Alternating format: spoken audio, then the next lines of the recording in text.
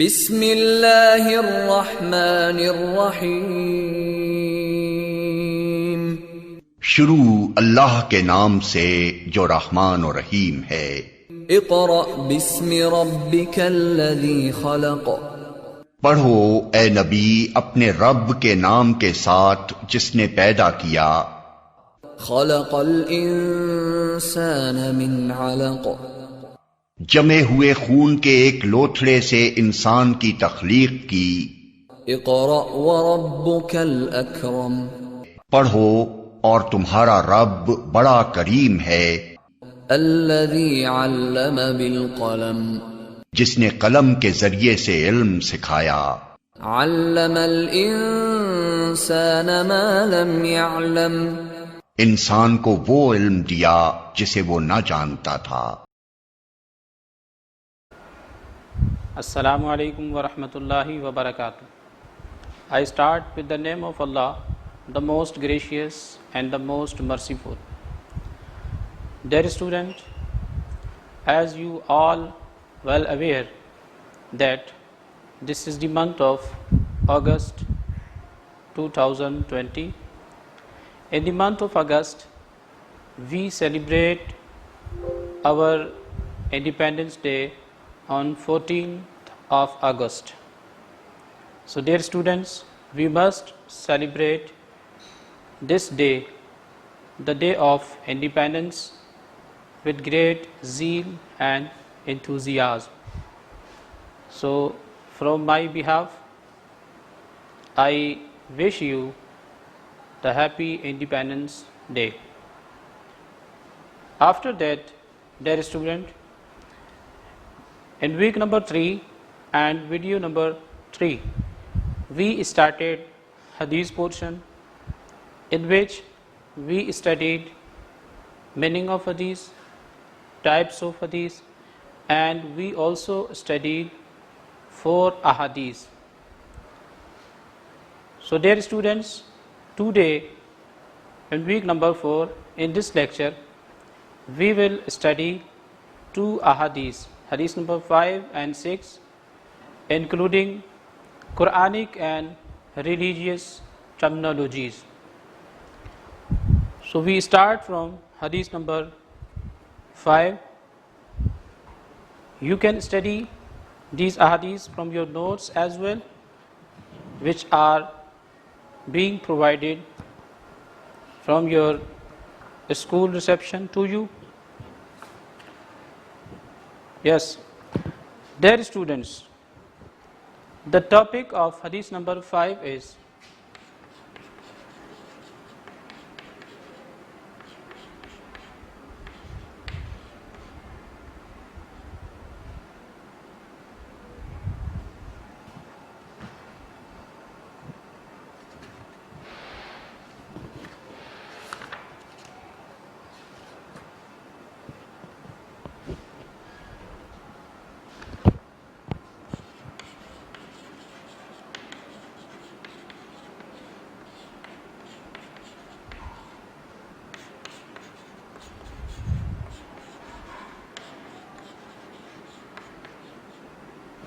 obedience of the Holy Prophet sallallahu ta'ala alaihi wasallam.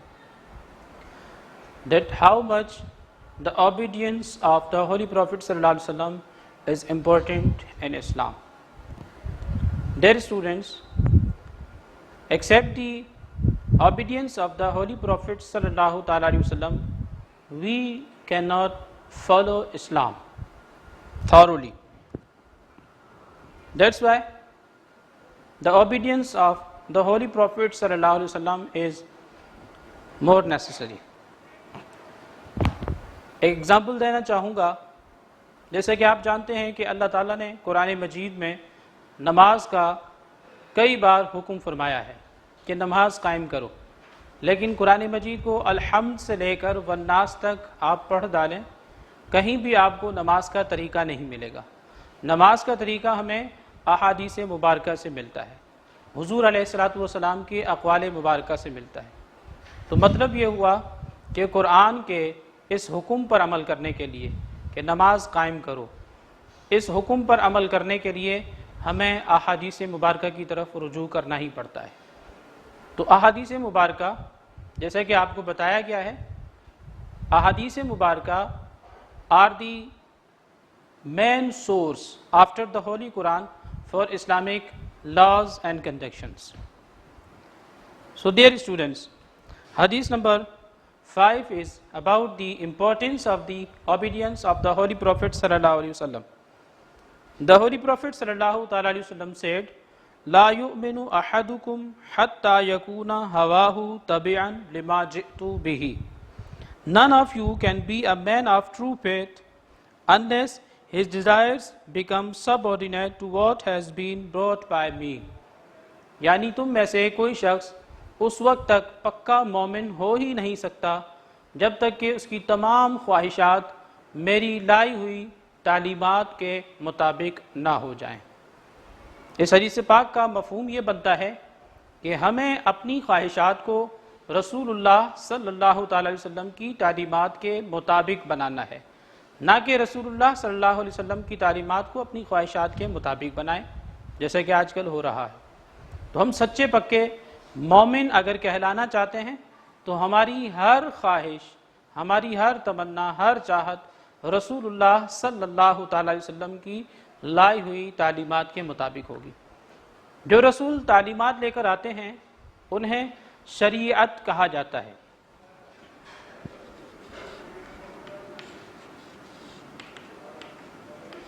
یہ نہایت اہم لفظ ہے شریعت۔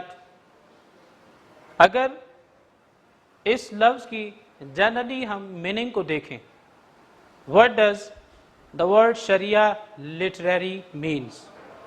The word Sharia literally means teachings of any prophet.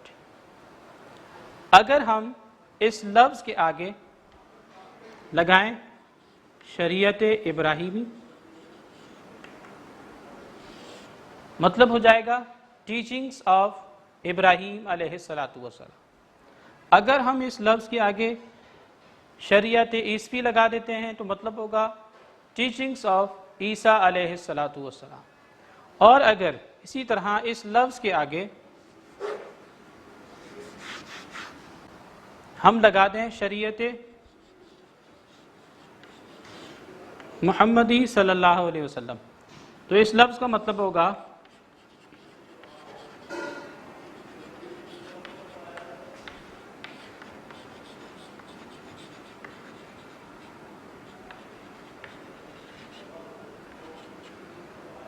Teachings of محمد صلی اللہ تعالیٰ علیہ وسلم۔ عزیز طلبہ طالبات، یقیناً اس حدیث کو آپ مکمل طور پہ سمجھ گئے ہوں گے۔ آپ کو یہ بتانا چاہوں گا یہ جو حدیث number 5 obedience of the holy prophet صلی اللہ تعالیٰ علیہ وسلم جو بھی آپ نے پڑھی ہے، یہ آپ کے پاس پیپر میں کہاں کہاں آئی ہے؟ یہ حدیث مبارکہ آپ کے پاس پیپر میں 2010، 2011 اور 2018 میں آ چکی ہے۔ تو اس حدیث مبارکہ کو یا میں لکھ بھی دیتا ہوں،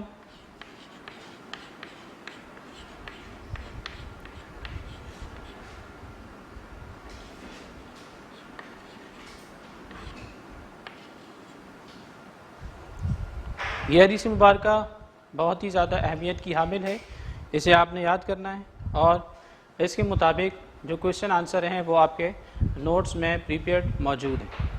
اس کے بعد ہے حدیث نمبر 6۔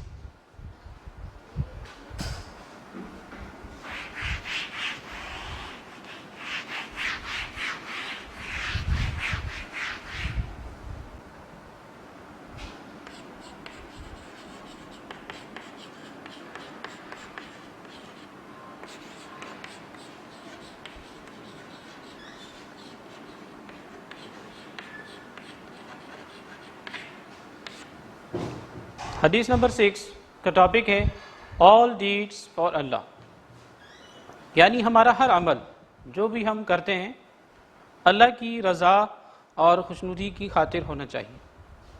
اگر ہمارا کوئی بھی عمل اللہ اور اس کے رسول صلی اللہ علیہ وسلم کی رضا اور خوشنودی کے برعکس ہوگا، خلاف ہوگا، تو عمل اللہ کی بارگاہ میں قابل قبول نہیں ہوگا۔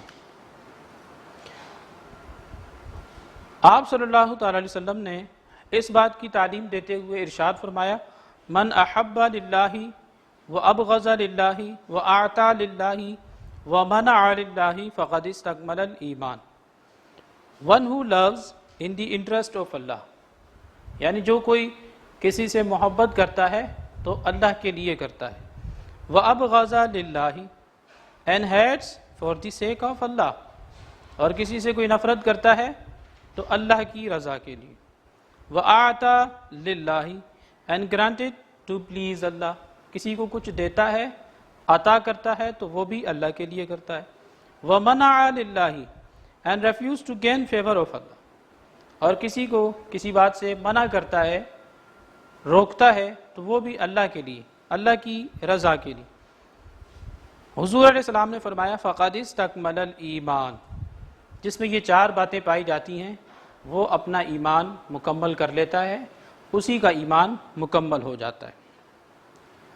عزیز طلبہ طالبات, یہ چار باتیں ہمارے دین کی تکمیل کے چار اصول یعنی کہ 4 بیسک پرنسپلز کہلاتے ہیں. آپ سے پوچھا جا سکتا ہے what are the 4 basic principles for the completion of our faith, یعنی ہماری ایمان کی تکمیل کے جو 4 بیسک پرنسپلز ہیں, بنیادی پرنسپلز ہیں, وہ کیا ہیں؟ اس حدیث مبارکہ کی روشنی میں آپ بتا سکتے ہیں. Number 1, man should love in the interest of Allah, یعنی بندہ کسی سے پیار کرے تو اللہ کے لیے کرے. Number 2, man should hate the others for the sake of Allah, بندہ کسی سے نفرت کرے تو اللہ کے لیے کرے. پیار کس سے ہوتا ہے؟ اللہ کے بندوں سے, اللہ کی تعلیمات سے, اللہ کے رسول صلی اللہ تعالیٰ علیہ وسلم سے, تو یہ بھی اللہ کے لیے ہوگا. اور نفرت کس سے ہوگی؟ جو اللہ کے دشمن ہیں یعنی کفار مشرکین, تو یہ بھی اللہ کی رضا حاصل کرنے کے لیے ہو. Number 3, man should grant give anything to acquire for the pleasure of Allah, to acquire the pleasure of Allah, یعنی بندہ کسی کو کچھ دیتا ہے اس لیے نہ دے کہ وہ لوگوں کی نظر میں سخی بن جائے, بلکہ اس کی نیت یہ ہونی چاہیے کہ وہ اللہ کی رضا حاصل کرنا چاہتا ہے.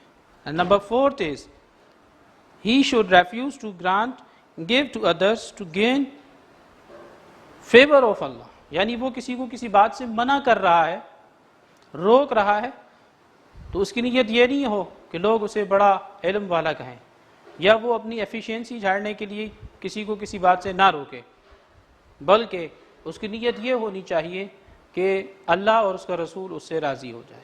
تو جس بندے میں یہ 4 باتیں پائی جاتی ہیں, اس حدیث مبارکہ کی روح سے حضور علیہ السلام نے فرمایا فقد استکمل الایمان, he has got the perfection of his faith, تو اس کا ایمان مکمل ہو جاتا ہے. Dear students, یہ تھی حدیث number 6 which is taught to you. Now we will proceed towards Quranic and religious terminologies.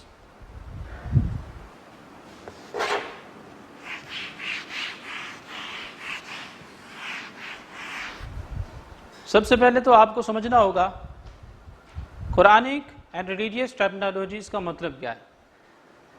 There are some Quranic and religious terminologies which are used in English as they are, یعنی کہ Quranic and religious terminologies ان اصطلاحات کو کہا جاتا ہے جو کہ جس طرح وہ ہیں انگریزی زبان میں اسی طرح انہیں استعمال کیا جاتا ہے اور کیا جا سکتا ہے. انہیں آپ انگریزی زبان میں معنی کے اعتبار سے تو بول سکتے ہیں کہ اس کا مطلب کیا بنتا ہے, but they are not changeable, وہ یعنی کہ آپ انہیں تبدیل نہیں کر سکتے. They are used as they are. جیسے کہ مثال کے طور پہ آپ کو ایک لفظ جو ہے وہ میں یہاں لکھ کر بورڈ پر بتاتا ہوں.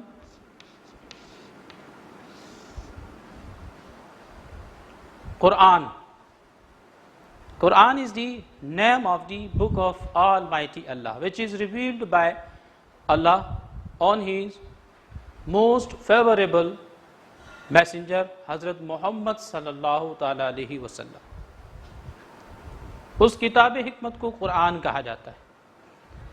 اب آپ انگریزی زبان میں اس کا ترجمہ کر سکتے ہیں. What is Quran? These are the words of almighty Allah. یہ اللہ کے الفاظ ہیں. لیکن جب آپ قرآن کہیں گے تو اسے انگریزی زبان میں بھی قرآن ہی کہا جائے گا. This word is not changeable. This is called terminologies. So dear students, جب سے یہ میٹرک کلاس کا پیپر پیٹرن چینج ہوا ہے، پہلے یہ ہوا کرتا تھا کہ شارٹ کوشچن آنسر میں ایک کوشچن یہ دیا جاتا تھا کہ درج ذیل الفاظ کے معنی لکھے جائیں. عربی کے کچھ الفاظ لکھے ہوتے تھے، ان کے اسٹوڈنٹس کو، طلبہ اور طالبات کو معانی لکھنے ہوتے تھے. اب جب یہ پیپر پیٹرن جو ہے وہ چینج ہوا ہے تو اب یہ سلسلہ رہتا ہے کہ ایک کوشچن جو ہے وہ اس طرح سے آتا ہے کہ کچھ عربی زبان کے الفاظ ہوتے ہیں، قرآنک اینڈ ریلیجیس ٹرمینالوجیز، جن کی اسٹوڈنٹس کو ڈیفینیشنز لکھنی ہوتی ہیں. یعنی 3 to 5 لائن میں اس لفظ کو ڈیفائن کرنا ہوتا ہے، مطلب واضح ہو جائے. تو آپ کے پورے سلیبس میں سے جو قرآنک اینڈ ریلیجیس ٹرمینالوجیز، یہ وہ قرآنک اور ریلیجیس ٹرمینالوجیز ہیں which are used as they are. آپ ان کے معنی تو نکال سکتے ہیں لیکن انہیں چینج نہیں کر سکتے، اور آپ کو اس بات کی اجازت ہوتی ہے کہ آپ انگلش لکھتے وقت انہیں اسی طرح استعمال کرتے ہیں جس طرح یہ ہے. مثلا سب سے پہلا لفظ ہے الانفال. آپ جانتے ہوں گے، پہلے لیکچر میں بھی آپ کو بتایا گیا تھا، یہ آپ کے سلیبس کی سب سے پہلی سورت کا نام ہے انفال. انفال is used for enemy left over when Muslim army encounter with the army of disbelievers and during war defeated them as well. So enemy left over is called al-anfal. وہ جو دشمن مال چھوڑ کر بھاگ جاتا ہے، اس کا چھوڑا ہوا مال مال غنیمت کہلاتا ہے، جسے عربی زبان میں انفال کہا جاتا ہے. اسی طرح ایک اور ریلیجیس ٹرم ہے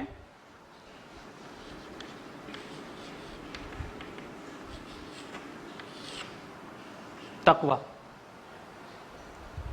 آپ سے پوچھا جائے واٹ از مین بائی تقوی، یہ بھی عربی زبان کا لفظ ہے. Taqwa is also the word of Arabic language. It's mean fear of Allah, Allah کا ڈر یا خوف. یا پھر آپ یہ کہہ سکتے ہیں کہ محتاط زندگی گزارنے کا طریقہ یا سلیقہ. جس کو اللہ کا ڈر اور خوف ہوتا ہے وہ نہایت ہی محتاط زندگی گزارتا ہے. جس کے دل میں اللہ کا ڈر اور خوف ہوگا وہ اللہ کی حرام کردہ اشیاء کو حرام سمجھے گا اور اللہ کی حلال کردہ اشیاء کو حلال سمجھے گا، اور اللہ کے بتائے ہوئے طریقوں اور اصولوں کے مطابق وہ اپنی زندگی کو گزارتا ہے.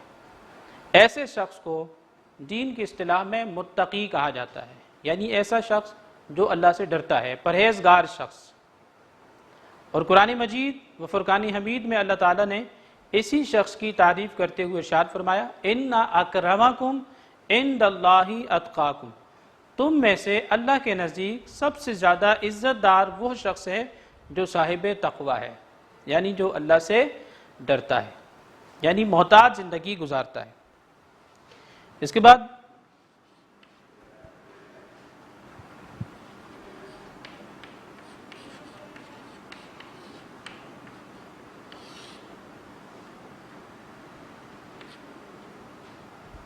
تیسری ٹرمینالوجی جو ہے جو آپ کو پڑھائی جا رہی ہے وہ ہے شر الدواب.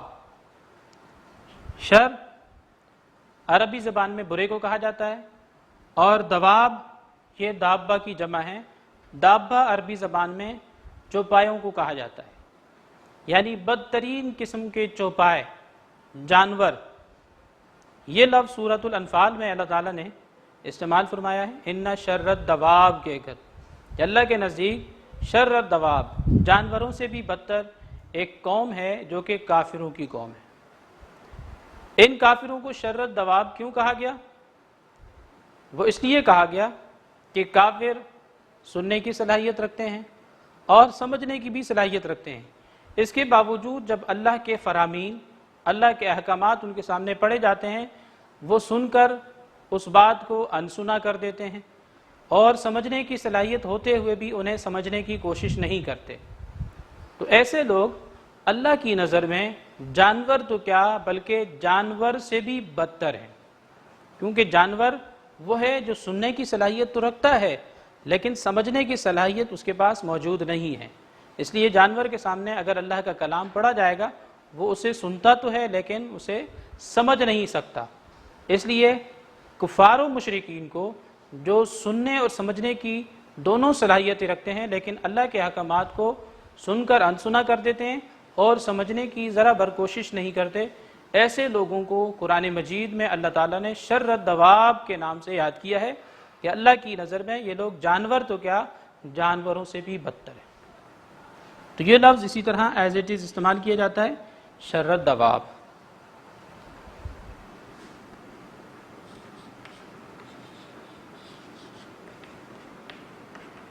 یہ ریلیجیس ٹرم ہے فتنہ، یہ اردو میں بھی لفظ جو ہے یوٹیلائز ہوتا ہے، استعمال ہوتا ہے۔ فتنہ ہم اردو زبان میں اکثر اسے استعمال کرتے ہیں کہ فتنہ فساد مت مچاؤ۔ عربی میں اس لفظ کے کئی ایک معنی ہیں۔ سورۃ الانفال میں 3 معنوں میں یہ لفظ استعمال ہوا ہے۔ فتنہ اور فساد اس لفظ کے اپنے اصلی معنی، اس کے جو دوسرے معنی ہیں جن معنوں میں اسے استعمال کیا گیا قرآن مجید کی سورۃ الانفال میں، وہ آیتیں میں آپ کے سامنے پڑھ دیتا ہوں۔ اللہ تعالیٰ نے ایک جگہ یہ ارشاد فرمایا وَاعْلَمُوا أَنَّمَا أَمْوَالُكُمْ وَأَوْلَادُكُمْ فِتْنَةٌ، اور جان رکھو کہ تمہارے مال اور تمہاری اولادیں ایک فتنہ ہیں۔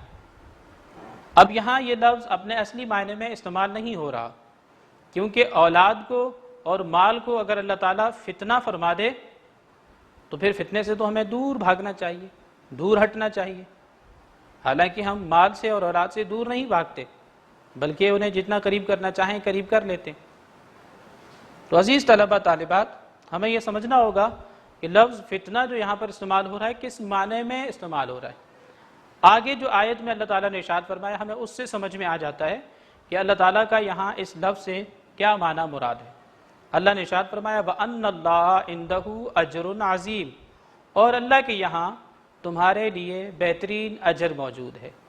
تو یہاں اس آیت میں یہ لفظ فتنہ شر و فساد کی میننگ میں، فتنے اور فساد کی میننگ میں استعمال نہیں ہوا، بلکہ یہاں پر اس آیت میں یہی لفظ جو ہے آزمائش کی میننگ میں استعمال ہوا ہے۔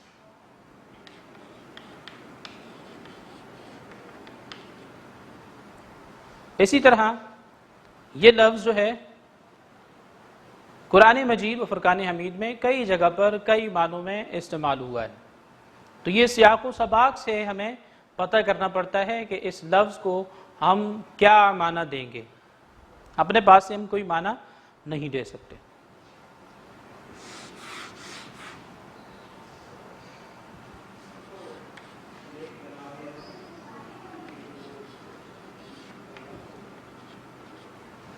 ایک اور ریلیجیس ٹرم جو کہ قرآن مجید میں استعمال ہوئی ہے خمس، اسے کہتے ہیں 1/5۔ جیسے قرآن مجید کے پاراز آپ پڑھتے ہیں تو ان میں ایک طرف 4 رکوع کے بعد لکھا ہوتا ہے ربع، ربع کا مطلب ہوتا ہے 1/4۔ اسی طرح ایک جگہ لکھا ہوتا ہے نصف یعنی کہ ہاف، ایک طرف لکھا ہوتا ہے ثلاثہ یعنی 1/3۔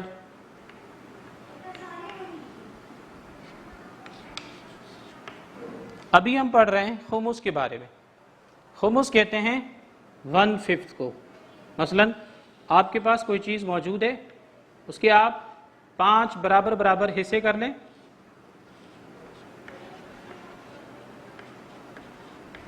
تو یہ جو اس کا 5واں حصہ ہے یہ کہلائے گا 1/5، جسے عربی زبان میں خمس کہا جاتا ہے۔ ایک اور ریلیجیس ٹرم ہے جسے ہم انگریزی زبان میں استعمال کرتے ہیں، وہ ہے درود.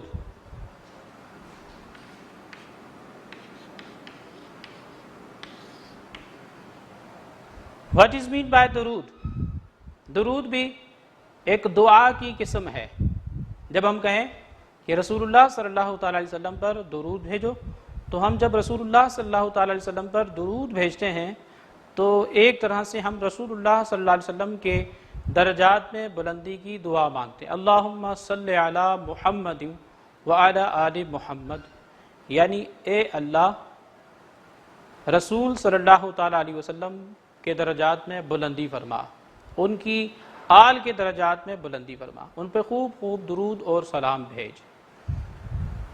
جو ورڈ درود ہے انگریزی زبان میں اس کے لیے جو لفظ استعمال ہوتا ہے وہ ہے بینیڈکشن.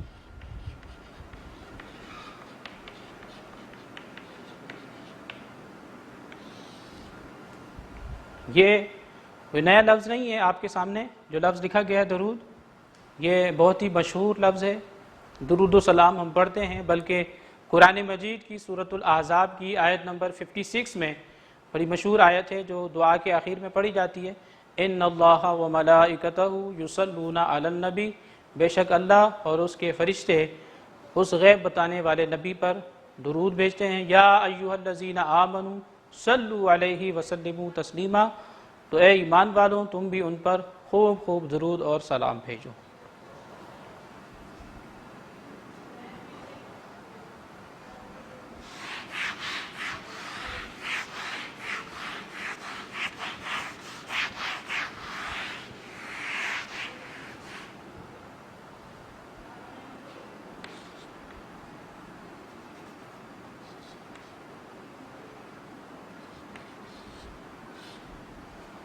دعا یہ بھی ایک قرآنک اور ریلیجیس ٹرم ہے.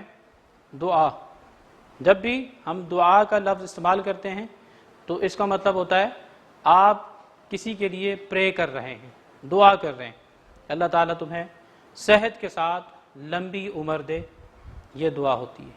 اور دعا جو ہے وہ کئی طرح کی ہوتی ہے. لوگوں کے دل و دماغ میں کئی طرح کی دعائیں ہوتی ہیں، کوئی کس طرح کی دعا کو بہتر سمجھتا ہے، کوئی کس طرح کی دعا کو بہتر سمجھتا ہے. رسول کریم صلی اللہ تعالی وسلم کے نزدیک سب سے اہم ترین اور افضل ترین جو دعا ہے وہ استغفار ہے، یعنی to beg pardon from almighty Allah for our previous sins, یعنی ہم اللہ تعالیٰ سے اپنے گزشتہ گناہوں کی معافی مانگیں.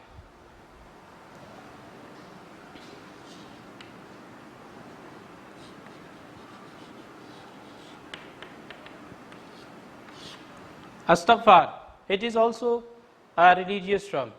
جب بھی استغفار کا لفظ استعمال کیا جاتا ہے تو اس کا مطلب ہوتا ہے کہ ہم اللہ تعالیٰ سے اپنے گناہوں کی معافی مانگ رہے ہیں، توبہ اور استغفار کر رہے ہیں. یہ لفظ آپ کے سلیبس کی سب سے پہلی جو حدیث ہے اس میں استعمال کیا گیا ہے، افضل الدعاء الاستغفار، یعنی رسول اللہ صلی اللہ تعالی وسلم نے ارشاد فرمایا کہ سب سے بہترین دعا، افضل ترین دعا جو ہے وہ اپنے گزشتہ گناہوں کی اللہ تعالیٰ سے معافی مانگنا ہے. اور ہمیں رسول اللہ صلی اللہ تعالی وسلم نے یہی تعلیم فرمایا ہے کہ ہمیں ہر وقت، ہر لمحہ، ہر گھڑی اللہ تعالیٰ سے توبہ اور استغفار کرتے رہنا چاہیے، کیونکہ رسول کریم صلی اللہ تعالی وسلم نے ایک حدیث مبارکہ میں ارشاد فرمایا جس کا مفہوم یہ ہے کہ میں اللہ تعالیٰ سے دن میں 70 مرتبہ توبہ اور استغفار کرتا ہوں. جب رسول اللہ صلی اللہ تعالیٰ علیہ وسلم جو کہ صرف نبی ہی نہیں بلکہ انبیاء کے سردار ہیں، معصوم عن الخطا ہیں، گناہ کرنا تو دور کی بات، گناہ کا سوچ بھی نہیں سکتے، جب وہ نبی ہو کر، نبیوں کے سردار ہو کر دن میں 70 مرتبہ اپنے گناہوں کی اللہ سے توبہ اور استغفار کر رہے ہیں، اس کا مطلب یہ نہیں ہے کہ وہ گناہ کرتے ہیں، بلکہ وہ اپنی امت کی تعلیم کے لیے یہ فرما رہے ہیں کہ جس طرح میں معصوم ہوتے ہوئے گناہوں سے اللہ سے توبہ کرتا ہوں، استغفار کرتا ہوں، اے میرے امتیوں تم بھی اللہ تعالیٰ سے کئی مرتبہ دن میں توبہ اور استغفار کیا کرو.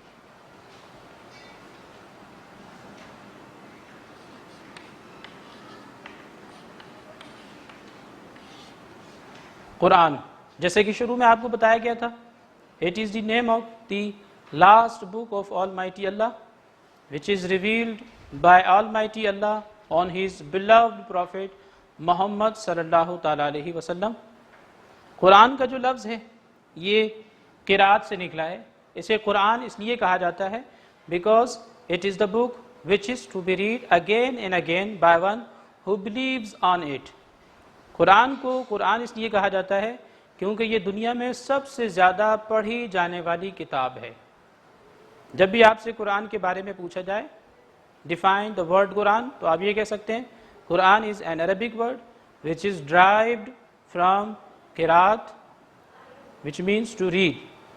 The Quran is a book which is to be read again and again by one who believes on it.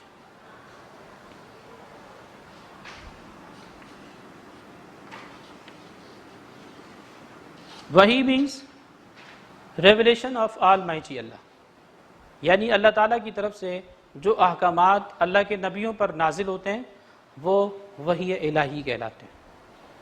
حضور علیہ الصلاۃ والسلام کے بارے میں قرآن مجید میں اللہ نے یہ ارشاد فرمایا وما ينطق عن الهوى, یہ جو بھی بات کہتے ہیں اپنے آپ سے یا اپنی خواہش کے مطابق نہیں کہتے, ان هو الا وحی یوحی, بلکہ یہ جو بھی بات کہتے ہیں وہ اللہ کی طرف سے ان پر وحی کردہ ہوتی ہے, اللہ تعالیٰ ان پر نازل کرتا ہے. تو وحی کا مطلب ہوتا ہے ریویلیشن, وحی الہیہ.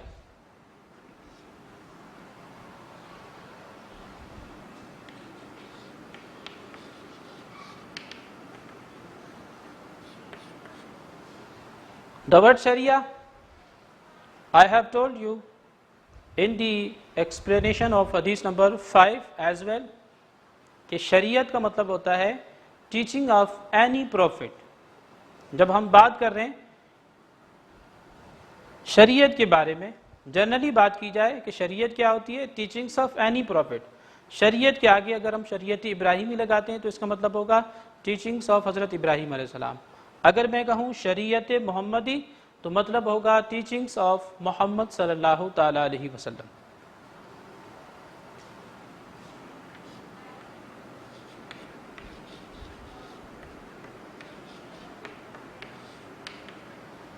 ختم نبوت means finality of the prophethood. عقیدہ ختم نبوت کے بارے میں آپ جانتے ہوں گے کہ عقیدہ ختم نبوت کیا ہے. عقیدہ ختم نبوت کا مطلب یہ ہے کہ رسول اللہ صلی اللہ تعالیٰ علیہ وسلم کو اللہ کا آخری نبی مانا جائے, ایسا آخری نبی کہ جس کے بعد کوئی دوسرا نبی نہیں آئے گا. That the holy prophet Muhammad صلی اللہ تعالیٰ علیہ وسلم is the last and final prophet of Almighty Allah. No other new prophet will come after him. Why? Because there is no need of any further prophet. آپ اللہ کے آخری نبی اس لیے ہیں کیونکہ آپ کے بعد اب کسی اور نبی کی ضرورت ہی نہیں. اللہ تعالیٰ نے اسلام کی تمام تر تعلیمات آپ پر مکمل فرما دی ہیں, جیسا کہ قرآن مجید کی جو سب سے لاسٹ ریولیشن ہے اس میں اللہ تعالیٰ نے اس بات کا برملا اظہار فرمایا الیوم اکملت لکم دینکم واتممت علیکم نعمتی وردیت لکم الاسلام دینا, کہ آج کے دن ہم نے تمہارے دین کو تمہارے لیے مکمل کر دیا اور اپنی نعمت کو تم پر تمام کر دیا, اور تمہارے لیے جس دین سے ہم راضی ہوئے وہ دین اسلام ہے. تو ختم نبوت یہ نہایت ہی اہم عقیدہ ہے ہمارے دین اسلام میں کہ رسول اللہ صلی اللہ تعالیٰ علیہ وسلم کو آخری نبی سمجھا جائے, اور رسول اللہ صلی اللہ تعالیٰ علیہ وسلم کے بعد کوئی دوسرا نبی نہیں آئے گا. وہ اس لیے کیونکہ اب ضرورت ہی نہیں کسی دوسرے نبی کی. اللہ تعالیٰ نے جو تعلیمات بنی نوع انسان تک پہنچانی تھی رسول اللہ صلی اللہ علیہ وسلم کے ذریعے اللہ تعالیٰ نے وہ تعلیمات جو ہیں مکمل فرما دی.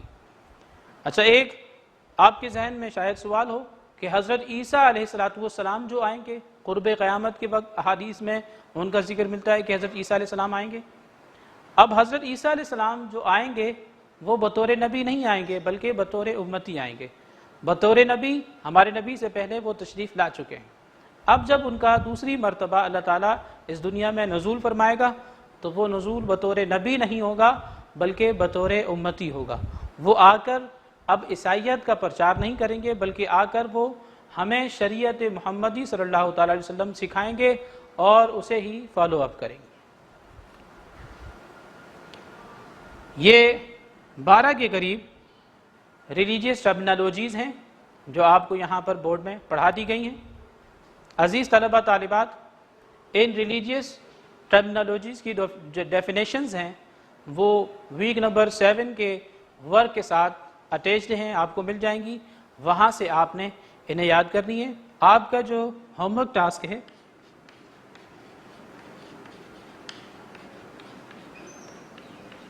وہ آپ نوٹ فرما لیں گے۔